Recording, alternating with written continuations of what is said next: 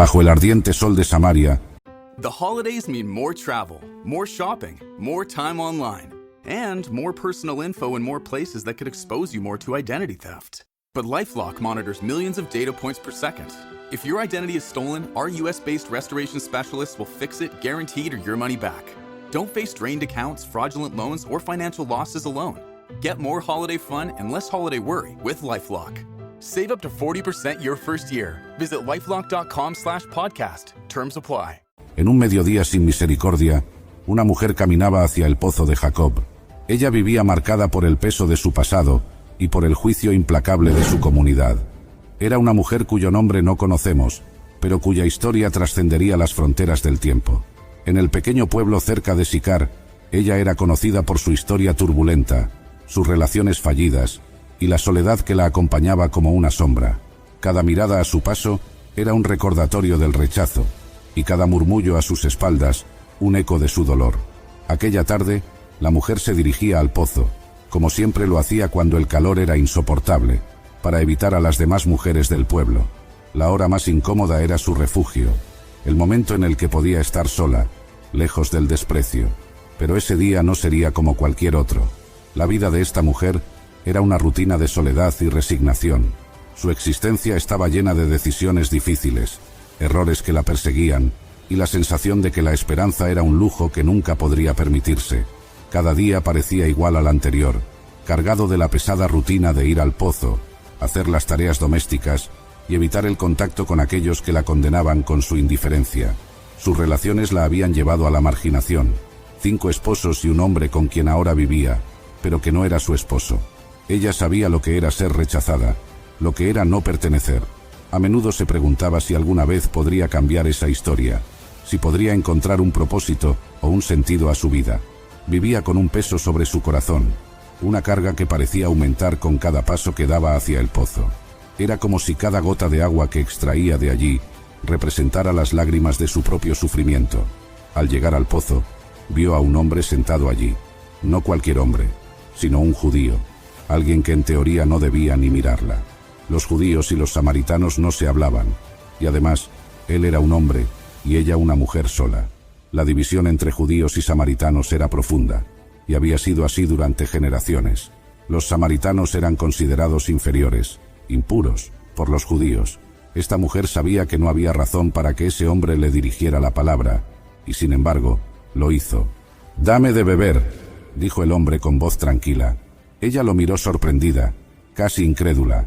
«¿Cómo tú, siendo judío, me pides a mí, una mujer samaritana, que te dé de beber?», preguntó, con una mezcla de escepticismo y curiosidad. Sabía muy bien las reglas no escritas que regían el comportamiento entre ambos pueblos. Había un abismo cultural entre ellos, uno que no se podía cruzar fácilmente. Ella estaba acostumbrada a ser ignorada, a que las personas la miraran con desprecio, o no la miraran en absoluto. Él respondió de una manera inesperada. «Si conocieras el don de Dios, y quién es el que te dice, dame de beber, tú le pedirías a él, y él te daría agua viva». Había algo en sus palabras, algo profundo y misterioso. ¿De qué clase de agua hablaba? Intrigada, la mujer quiso saber más. Había escuchado hablar de agua que daba vida, pero nunca de esta manera, con una promesa que iba más allá de lo físico, de lo visible. El hombre continuó hablando sobre un agua que no solo saciaba la sed física, sino que llenaba el alma, un agua que se convertía en una fuente de vida eterna. Las palabras del hombre tocaron algo en lo profundo de su ser. Había pasado tanto tiempo buscando algo que llenara el vacío que sentía, y por primera vez sintió que alguien le ofrecía una esperanza real. No era un simple ofrecimiento, era una invitación a algo mucho más grande, a una vida que hasta entonces había creído imposible para alguien como ella. Pero entonces, el hombre le pidió que fuera a llamar a su esposo. Ella, sintiendo el dolor que traía consigo cada vez que su vida personal era expuesta, respondió: «No tengo esposo». Entonces, el hombre reveló que conocía cada detalle de su historia. «Bien has dicho, no tienes esposo, porque has tenido 5, y el que ahora tienes no es tu esposo». No había juicio en su voz, solo verdad y comprensión. Esta revelación la dejó sin aliento. ¿Cómo podía saber todo esto? Nadie hablaba abiertamente de sus fracasos, pero este hombre lo sabía todo. La mujer quedó impresionada. ¿Quién era este hombre que conocía su vida entera? ¿Podría ser acaso un profeta? Entonces, con el corazón acelerado, se atrevió a preguntarle sobre el Mesías, aquel que su pueblo esperaba. La figura del Mesías había sido siempre una promesa lejana, algo que parecía demasiado bueno para ser cierto, y sin embargo, allí estaba, en medio de su realidad cotidiana. El hombre la miró directamente a los ojos y le dijo: «Yo soy, el que habla contigo». Fue como si el mundo se detuviera. Él era el Mesías. Él la conocía, con todas sus heridas, sus caídas y sus anhelos más profundos, y aún así, había venido a ella, a buscarla precisamente en su lugar de soledad. Ella, una mujer que había sido rechazada ahora, era la destinataria de la revelación más grande. El Mesías estaba aquí, y le ofrecía agua viva. Sus palabras atravesaron las capas de dolor y resentimiento que habían cubierto su corazón durante años. Era como si, por primera vez, pudiera ver la luz detrás de las nubes que siempre habían oscurecido su vida. Con una alegría indescriptible, la mujer dejó su cántaro y corrió hacia el pueblo. El cántaro, símbolo de su necesidad diaria y de la carga de su rutina, quedó olvidado. Ya no lo necesitaba, al menos no en ese momento. Aquellos a quienes antes evitaba, ahora los buscaba. Su corazón estaba lleno y necesitaba compartirlo.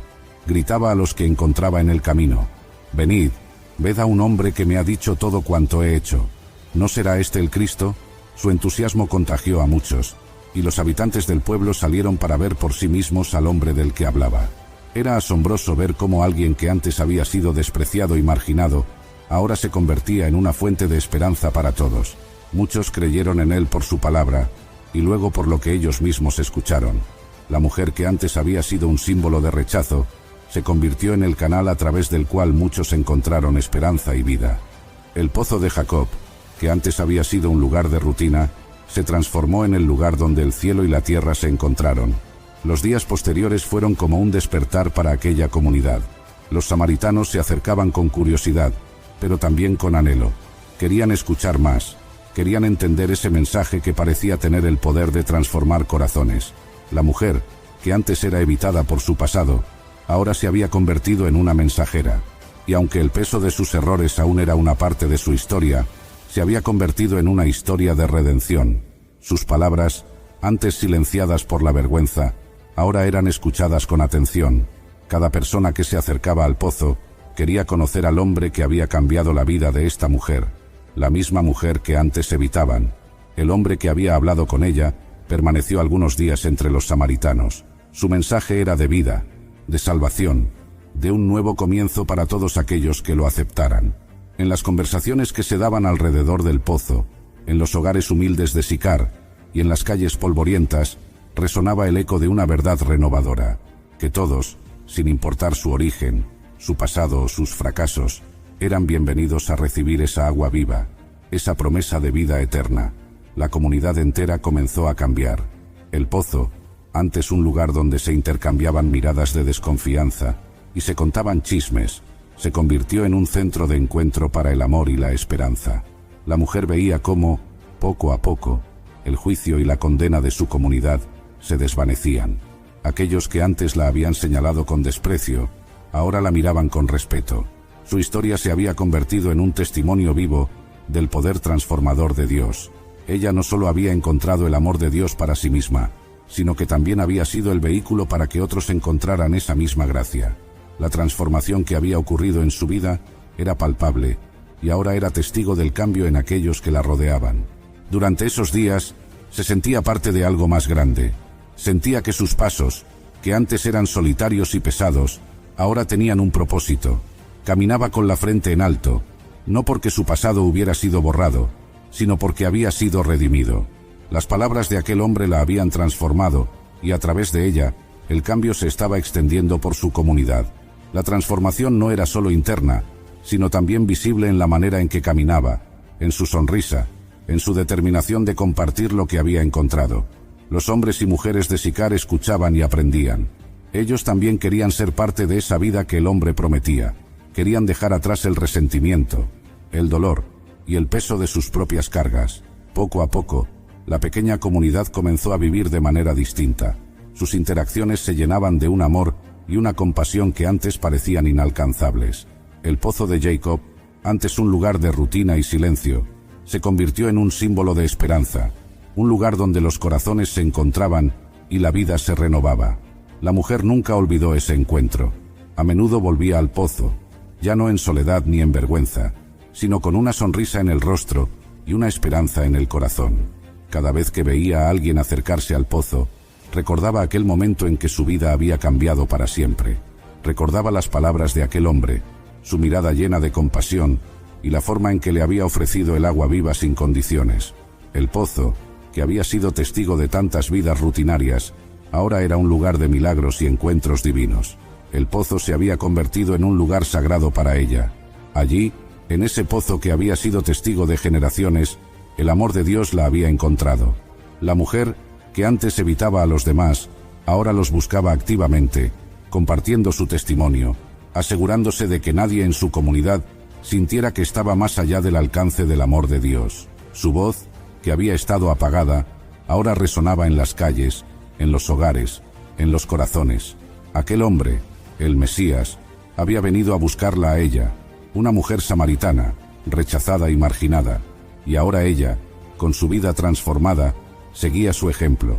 Iba y buscaba a los demás, los buscaba con el mismo fervor con el que él la había buscado a ella, compartiendo la esperanza que le había sido dada, proclamando que en Dios había perdón, propósito y vida. Su historia se convirtió en una inspiración, y la gente de Sicar comenzó a verla de una manera completamente nueva.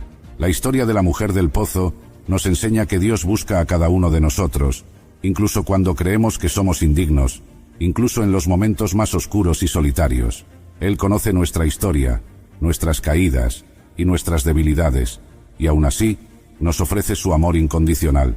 En los lugares más comunes y en los momentos más inesperados, Él nos encuentra y nos transforma, para que seamos testimonio de su gracia ante los demás. Y así, la mujer del pozo se convirtió en una figura clave en la historia de su pueblo, no por ser perfecta, sino precisamente por ser imperfecta y ser encontrada. Su vida fue un reflejo del amor y la misericordia de Dios, y su testimonio resonó por generaciones.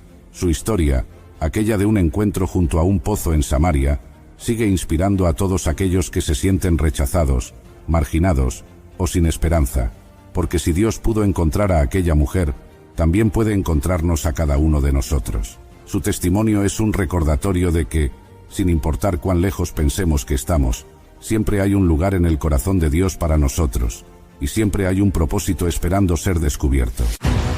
Bienvenidos, apreciados oyentes, a otro emocionante episodio de Historias Sagradas. Hoy les invito a acompañarme en un viaje al corazón del Antiguo Testamento, donde descubriremos una historia de fe inquebrantable, de hospitalidad genuina y de milagros que desafían toda comprensión humana. Prepárense para sumergirse en el inspirador relato de la Sunamita, una mujer cuya vida se entrelaza con la del profeta Eliseo, en un testimonio poderoso del amor y la fidelidad de Dios. Comencemos.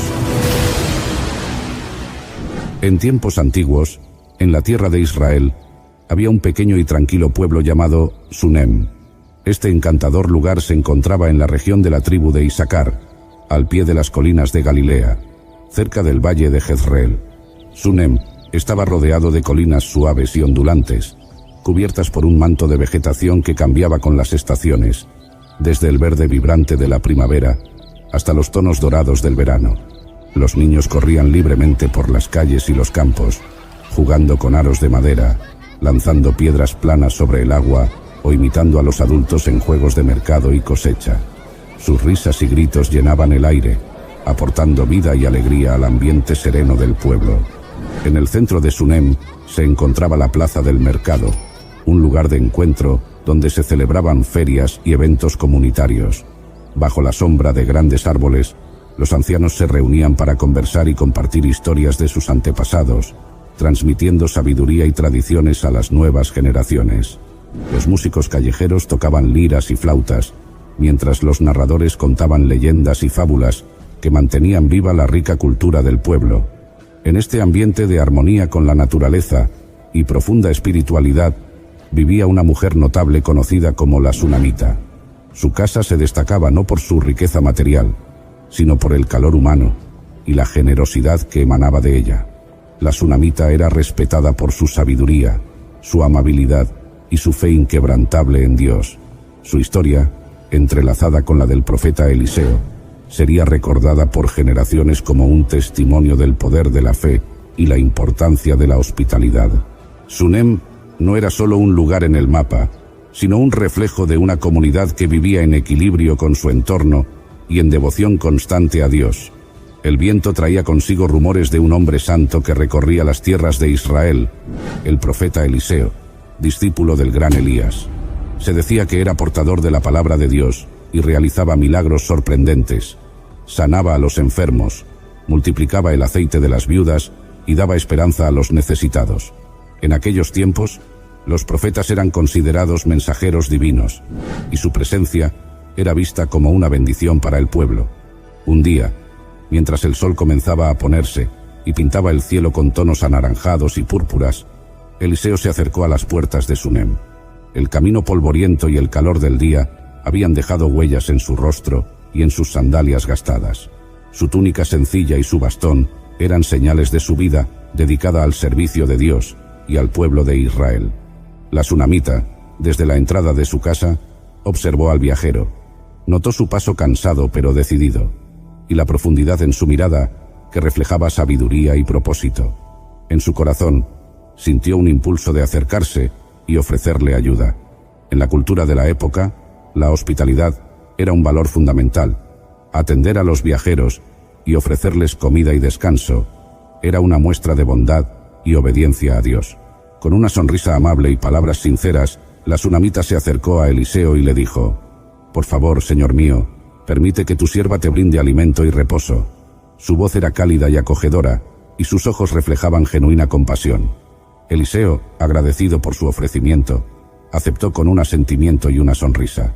Al entrar en la casa, la sunamita le ofreció agua fresca para lavar sus pies, como era costumbre en esos tiempos, para aliviar el cansancio del viaje. Preparó una comida sencilla pero sustanciosa: pan recién horneado, aceite de oliva, aceitunas, queso de cabra y frutas frescas. Mientras comían, conversaron sobre las maravillas de Dios y las historias de Israel. La sunamita y su esposo escuchaban atentamente las palabras del profeta, llenando sus corazones de fe y esperanza. Desde ese día, cada vez que Eliseo pasaba por Sunem en sus misiones divinas, sabía que en aquella casa encontraría no solo sustento para el cuerpo, sino también un lugar de descanso y amistad sincera. La sunamita y su esposo siempre le recibían con los brazos abiertos, ofreciéndole lo mejor que tenían. Con el tiempo, la relación entre Eliseo y la familia sunamita se fortaleció. La sunamita reconocía en él a un hombre de Dios y sentía que su hogar era bendecido por su presencia. Un día, le dijo a su esposo: «Estoy segura de que este hombre que siempre nos visita es un santo hombre de Dios. ¿Por qué no le construimos una pequeña habitación en la azotea? Le pondremos una cama, una mesa, una silla y una lámpara, para que pueda quedarse con nosotros cuando pase por aquí». En aquellos tiempos, las casas solían tener techos planos, y era común utilizar la azotea para diversas actividades. Construir una habitación adicional en la azotea era una forma práctica de ofrecer alojamiento a los huéspedes. Su esposo, compartiendo su deseo de servir y honrar a Dios, estuvo de acuerdo. Juntos, prepararon el cuarto, cuidando cada detalle para que Eliseo se sintiera cómodo y bienvenido. Cuando Eliseo regresó y vio la habitación preparada especialmente para él, se sintió profundamente conmovido por la generosidad y el cariño de la sunamita y su esposo. Les agradeció sinceramente y oró a Dios pidiendo bendiciones para ellos. Desde entonces, cada vez que visitaba Sunem, tenía un lugar donde descansar y un hogar donde era tratado como familia. La hospitalidad de la sunamita no era solo un acto de cortesía, sino una expresión de su fe y su deseo de honrar a Dios al servir a su siervo. En una cultura donde los profetas eran respetados y considerados intermediarios entre Dios y el pueblo, su gesto tenía un significado profundo y espiritual. Eliseo, reconociendo la bondad y el corazón generoso de la sunamita, quiso hacer algo por ella en agradecimiento. Un día, mientras descansaba en su nueva habitación, llamó a su sirviente Giezi y le dijo: «Llama a esta sunamita». Cuando ella vino, Eliseo le dijo: «Has sido muy atenta con nosotros y te has preocupado por nuestro bienestar. ¿Qué podemos hacer por ti? ¿Necesitas que hablemos al rey o al comandante del ejército en tu favor?». La sunamita, Mostrando humildad y satisfacción con lo que tenía, respondió: «Estoy contenta viviendo entre mi propia gente». No buscaba reconocimiento ni favores especiales. Su generosidad era desinteresada y nacía de un corazón sincero. Sin embargo, Eliseo quería bendecirla de alguna manera. Giezi le comentó: «En realidad, ella no tiene hijos y su esposo es anciano». En aquel tiempo, no tener hijos era una fuente de tristeza y preocupación para muchas mujeres, ya que los hijos eran considerados una bendición de Dios y aseguraban la continuidad de la familia. Comprendiendo el deseo profundo de su corazón, Eliseo llamó nuevamente a la sunamita y le dijo: «El próximo año, por esta misma fecha, tendrás un hijo en tus brazos».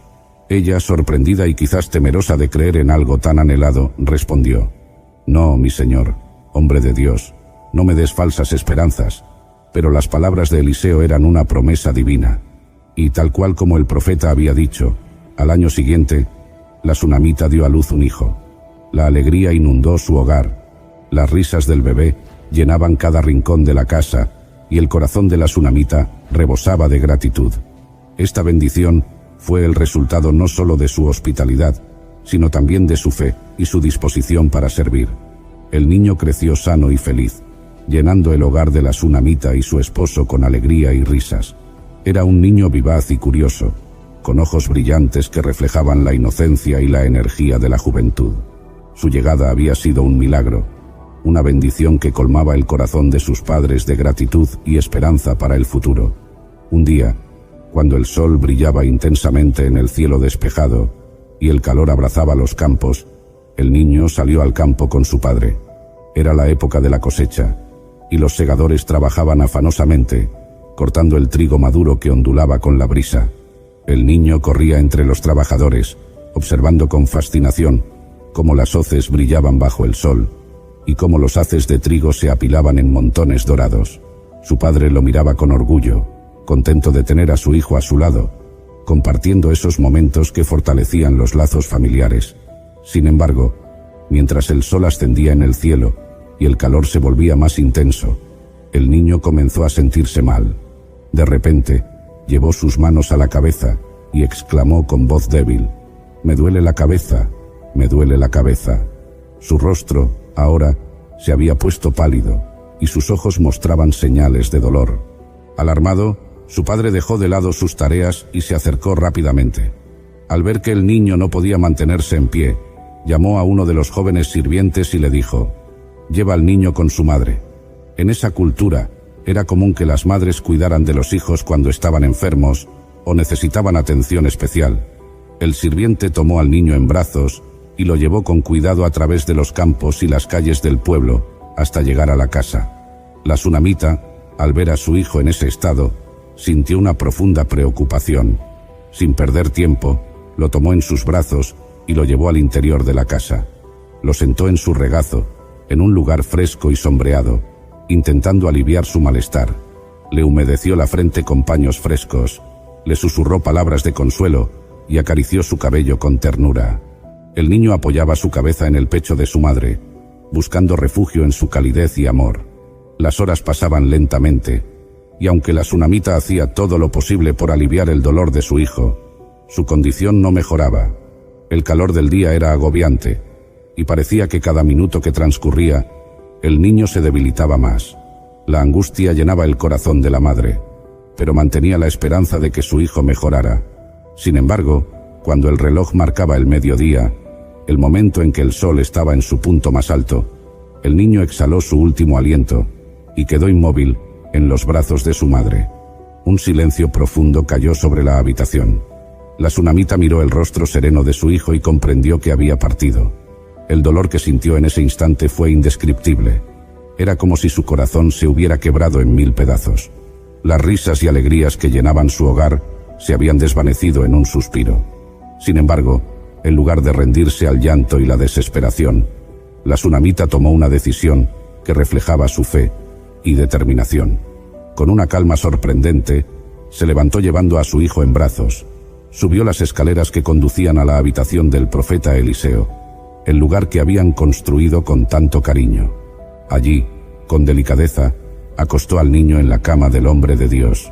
arregló las sábanas, acomodó su cabeza sobre la almohada y se aseguró de que estuviera en paz. Luego, salió de la habitación y cerró la puerta tras de sí. Este acto simbolizaba su confianza en que esa no era la última palabra sobre la vida de su hijo. Al cerrar la puerta, estaba dejando la situación en manos de Dios, creyendo que él podía hacer algo más allá de lo que sus ojos veían. Sin perder tiempo llamó a su esposo y le dijo: «Por favor, envíame uno de los sirvientes y una de las asnas, para que pueda ir rápidamente al hombre de Dios y regresar». Su esposo, extrañado por la urgencia, le preguntó: «¿Por qué vas a verlo hoy? No es día de luna nueva ni de reposo». Pero ella simplemente respondió: «Todo está bien». La sunamita no compartió con nadie la tragedia que acababa de ocurrir. Su fe era tan grande que no quería permitir que la duda o el luto de otros afectaran su determinación.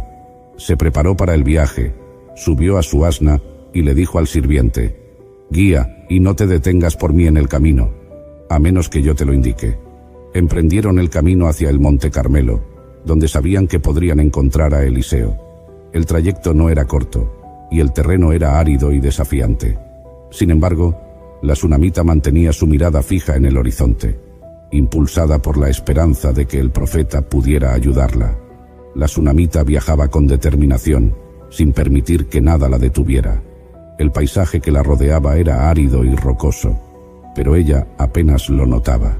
Su mente y su corazón estaban enfocados en una sola cosa: llegar hasta el profeta Eliseo. El sirviente que la acompañaba guiaba el asna con rapidez, consciente de la urgencia que mostraba su señora. Después de varias horas de viaje bajo el sol abrasador, finalmente divisaron el Monte Carmelo en el horizonte. Este monte era conocido como un lugar sagrado, donde muchos profetas habían buscado la presencia de Dios. Al acercarse, Eliseo la vio desde lejos. Reconoció su silueta y se preguntó qué podría haberla traído hasta allí en un día como ese. Eliseo dijo a su sirviente Giezi: «Mira, ahí viene la sunamita. Corre a su encuentro y pregúntale si todo está bien con ella, con su esposo y con su hijo». Giezi descendió rápidamente y se acercó a ella. Le preguntó: «¿Está todo bien contigo, con tu esposo y con tu hijo?». Ella, manteniendo la compostura y sin detenerse, respondió: «Todo está bien». A pesar de sus palabras, su rostro reflejaba una mezcla de angustia y determinación. Continuó avanzando hasta llegar a donde estaba Eliseo. Al verlo, su contención se rompió. Se arrojó a sus pies, expresando el profundo dolor que llevaba dentro. Giezi intentó apartarla, pensando que era una falta de respeto, pero Eliseo lo detuvo diciendo: «Déjala, porque su alma está en gran aflicción, y el Señor me ha ocultado el motivo, y no me lo ha revelado». Entre lágrimas, la sunamita dijo: «¿Acaso pedí un hijo a mi Señor? ¿No te dije que no me dieras falsas esperanzas?». Con esas palabras, Eliseo comprendió que algo terrible había sucedido con el niño. Sintiendo la urgencia de la situación, tomó acción de inmediato. Eliseo dijo a Giezi: «Ciñe tu ropa, toma mi bastón en tu mano y ve. Si alguien te encuentra, no lo saludes, y si alguien te saluda, no le respondas. Pon mi bastón sobre el rostro del niño». Giezi, obediente, tomó el bastón y se apresuró en el camino de regreso a Sunem. Sin embargo, la sunamita no se conformó con que solo el sirviente fuera. Mirando a Eliseo a los ojos, declaró con firmeza: «Vive el Señor y vive tu alma, que no te dejaré». Su fe no estaba puesta en el bastón ni en el sirviente, sino en el hombre de Dios mismo. Reconocía que necesitaba la presencia y la intervención directa de Eliseo. El profeta, viendo la profundidad de su fe y su determinación, se levantó y comenzó el viaje de regreso con ella. Mientras tanto, Giezi llegó a la casa y siguió las instrucciones al pie de la letra. Colocó el bastón sobre el rostro del niño, pero no hubo señal de vida.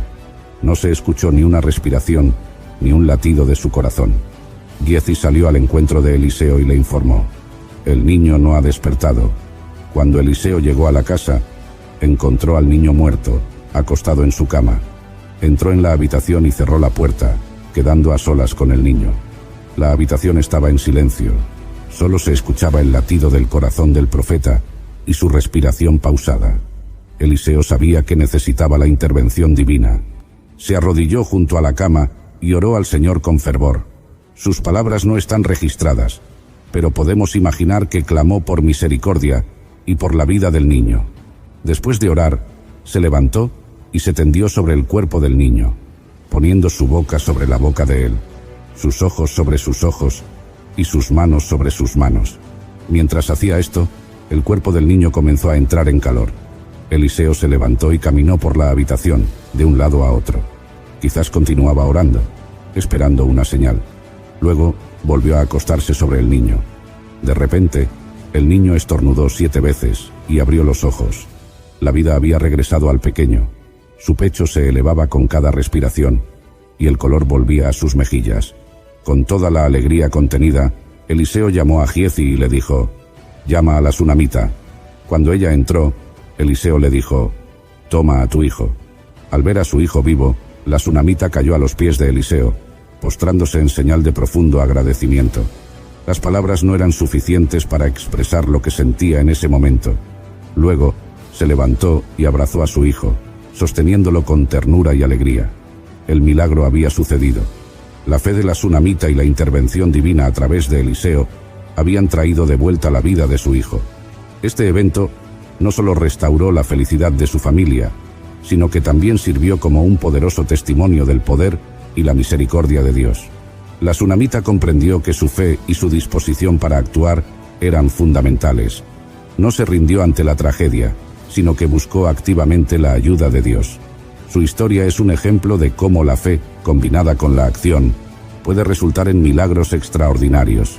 Tiempo después, la historia de la sunamita no terminó ahí. Eliseo le advirtió que habría una gran hambruna en la tierra, que duraría 7 años, y le aconsejó que se fuera a vivir a otro lugar. Ella obedeció y se trasladó con su familia a la tierra de los filisteos.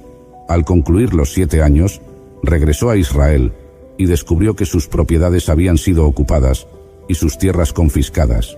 Una vez más, enfrentaba una situación difícil, pero confiando en la justicia y en la providencia de Dios, decidió ir a ver al rey para suplicar por la restitución de sus bienes. En ese momento, el rey estaba conversando con Giezi, el sirviente de Eliseo, pidiéndole que le contara todas las grandes cosas que Eliseo había hecho. Justo cuando la sunamita entró para hablar con el rey, Giezi estaba narrando la historia de cómo Eliseo había resucitado al hijo de esta mujer. Giezi exclamó: «Oh rey, mi señor, esta es la mujer y este es su hijo, a quien Eliseo resucitó». El rey, sorprendido y conmovido, le pidió a la sunamita que confirmara la historia. Ella le contó todo lo sucedido. El rey, movido por la justicia y quizás también impresionado por el testimonio vivo del poder de Dios, ordenó a un oficial que se encargara de que se le devolviera todo lo que le pertenecía, incluyendo los ingresos de sus tierras, desde el día en que había salido del país hasta ese momento. La historia de la sunamita es más que un relato antiguo. Es una lección atemporal sobre la fe, la acción y la confianza en Dios. Nos muestra que, incluso en medio de las pruebas más difíciles, no debemos perder la esperanza. La sunamita enfrentó la pérdida de su hijo, una hambruna y la pérdida de sus propiedades, pero en cada situación buscó a Dios y actuó con valentía. Su hospitalidad hacia Eliseo abrió la puerta a bendiciones inimaginables. Pero más allá de eso, su historia nos enseña que la verdadera fe va acompañada de acciones concretas. No se quedó paralizada por el dolor. Se levantó y buscó la intervención divina. Apreciados amigos y oyentes, al recordar la vida de la sunamita, podemos preguntarnos: ¿cómo respondemos nosotros ante las adversidades? ¿Tenemos la fe y la determinación para buscar a Dios y confiar en que Él puede cambiar nuestras circunstancias? La sunamita nos inspira a vivir con una fe activa, a ser generosos y a no rendirnos ante los desafíos. Su historia es un testimonio del amor y la fidelidad de Dios hacia aquellos que le buscan de todo corazón. Gracias por acompañarnos en este profundo y emotivo relato. Esperamos que la historia de la sunamita haya tocado tu corazón y te haya animado en tu propia caminata de fe. Si fue así, déjanos tu like, que de esa manera nos ayudas mucho. Te invitamos también a suscribirte a nuestro canal y a escribirnos tus opiniones en la cajita de comentarios. Nos encontraremos en nuestro próximo episodio, donde continuaremos explorando las riquezas y enseñanzas que las Escrituras tienen para ofrecer. Hasta la próxima. Bendiciones.